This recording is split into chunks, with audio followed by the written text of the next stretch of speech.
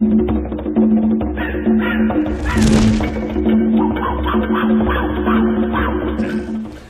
Jungle Explorer here, and today I have another trail camera review for you. This one from the Clobo trail camera company here. They sent me this unit, and so I put it out in the field to do some testing, but I'm just going to go through what's in the contents of the box for you real quick. Obviously you got your user manual, got your little camera unit here. I really like the way this camera unit looks. It's just got a 3D structure shape to it, a little bit different than what I'm used to. Comes with the charging cord and also a free USB card reader for standard USB or micro USB. Takes micro SD cards and standard SD cards, so that's pretty cool. Little free gift they give you there. That's pretty useful for things. Kind of hard to get these little lids back on, but anyways, the camera, it's pretty standard. It's got it's got its own LCD screen on it, so you can actually review pictures on it. Let me see here. Got it turned off. I took it out in the field and tested it for a couple of weeks, and it took 163 pictures in those 2 weeks, and I would say 80% of them were of animals. Okay, so let's walk through its features here. It has the low light LEDs, or the low glow, or what they call blackout LEDs. Almost all the cameras have those now. It's supposed to take 1080p resolution video, 2-inch LCD, 0.2 second trigger time, 130 degree angle view. What else on it? That's about it. It also comes with a green strap belt, basically a nylon belt. I left that out in the field when I had it testing. So it's a pretty solid unit. It has a little bit different battery compartment here. Pretty cool. Batteries go in there. Okay, and that's different than, I really like that. The unit feels really good. It feels solid. Everything feels good about it. The question is how did it perform? And I was expecting pretty good out of this because it is a 16 megapixel camera. I set it, like all the tests, I set it to take one photo, one video every 10 minutes, or not every 10 minutes, but in a 10-minute intervals when it's detected. That way you don't get a lot of pictures of the same exact animal. You just get one unique pictures of animals. So it did take 163 pictures in 2 weeks. 80% of those pictures were of animals or something on screen. We're having plague proportions of grasshoppers right now. They're just everywhere. And I think that those grasshoppers might have caused some of the false positives because as it was set to take one picture and one video, sometimes the picture didn't show anything, but the video that was taken with the picture showed a grasshopper crawling across the lens.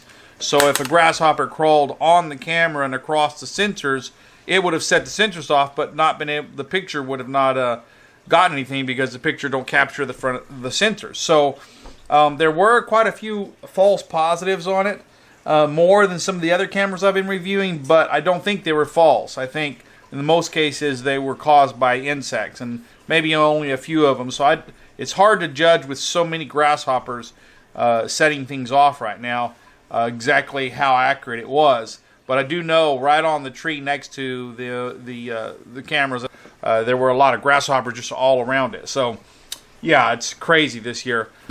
Anyways, let's go ahead and look at some of the pictures. And so I'm going to throw a series of pictures up on screen for you here, including some daytime pictures, some low light pictures, some nighttime pictures, and let you see those.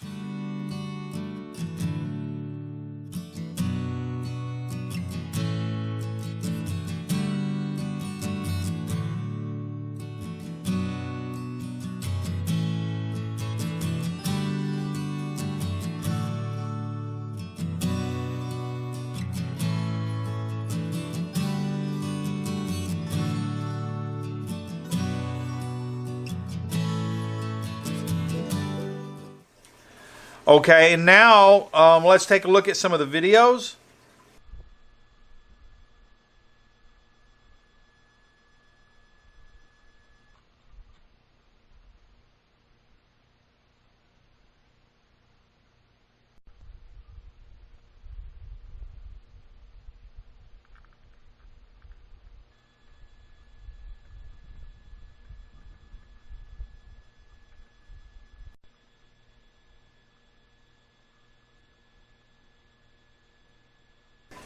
Okay, so now you have the pictures and the videos, and those are the samples.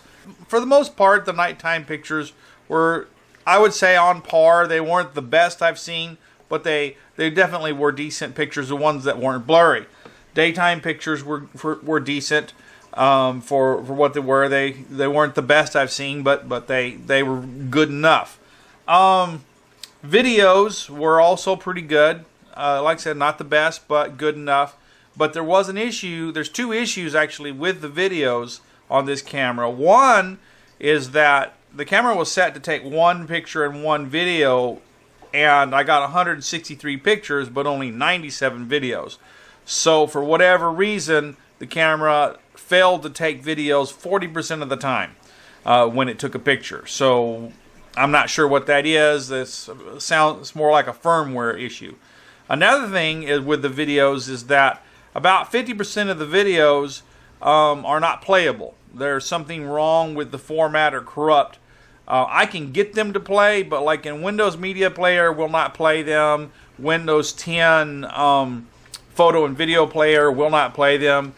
VLC Player will play them, but it gives an error, and then you have to click Play As Is to get past that error, and they will play. But the ones that give the error that won't play, they only play about the camera took 10 seconds videos, and at about 6 seconds, the ones that have the error, about half the videos, they freeze up and will not play after that. They'll just sit there. They'll finish playing, but the footage will just stop and be frozen. So that is something that you need to know about. Now I've already talked with the manufacturer on this, with the person who provided this to me, and they are right now looking at trying to release a firmware update to solve those issues. It is just firmware problem. I had, just like with the Blaze video trail camera, I had some problems, and they gave me a firmware update for it, and it fixed a lot of the problems. But I'm not going to wait, until they do that. I'm going to go ahead and tell you what it's like right now, because they are on sale. So I'm going to make this review right now for that. But they are trying to work out. I provided them with samples so that they could work on the samples and find out what's wrong. And it could be just a defect with this particular unit. They were not able to duplicate the problem in store. Some of the pictures from this, if you look at them, it's hard to tell on the video. I don't know if you could tell. They were just slightly out of focus. Just ever so, just basically what I would call a soft focus. And that's not a huge issue. That you can tell what's in the picture and everything like that. But that has to do with the calibration of the focus on there. And that probably, I would say, would be a quality control issue where they didn't quite get the focus calibrated just precisely where it was sharp. It was just a soft focus, but not a huge issue. Outside of that, the camera had a brand new set of Duracell batteries that I put in it when I started the review, and they all measured at 1.6 volts when I put them in. And after 163 pictures and 97 10-second videos, for a total of 2.2 gigabytes of writing that basically stored on the SD card, which I have right here, which is mine. The batteries had dropped to 1.49 volts, just under 1.5 volts. Of course, DC AA batteries, they start out at about 1.6 and then they go down, and about 1.2 volts is when these or 1.1 volts is when these cameras stop functioning. So 2 weeks, 2.2 gigabytes of storage and video time and picture time, and it had used, I would say, about 20% of its usable storage as far as its energy storage. So, you know, I would say maybe 2 months in the field, maybe 2.5 months, and you'll need to replace the batteries if you're not taking a bunch of pictures. The more pictures you take, the faster the batteries exhaust. That's why I set the cameras to 10-minute intervals, so that they're not taking hundreds of pictures of the same thing, because that will exhaust your batteries faster. So if you go check a camera and it has 3,000 pictures on it in a week, it's going to exhaust your batteries faster, because the longer these lights have to stay on and the more it has to write to the card, that all takes energy. So there you go. That's about all I've got to say about this. You know, like I said, it's a nice looking camera. I really like how it works. I like the shape of it, the size, and it just feels solid. Everything feels solid about it. I'm hoping the manufacturer can release a firmware update and kind of fix some of the issues on it. And if they do, I'll post that information in the description of the video. If you look underneath the video on YouTube and click on the Show More button, you're going to see links to the products used in the creation of this video and any updates. So if the manufacturer does release an update to fix some of the issues with the video quality, I will post that information there so you'll know that, so you can come back to this video and look at it. Anyways, I hope you enjoyed this video. If you have, please like, subscribe, and comment. Until next time, the Jungle Explorer signing out.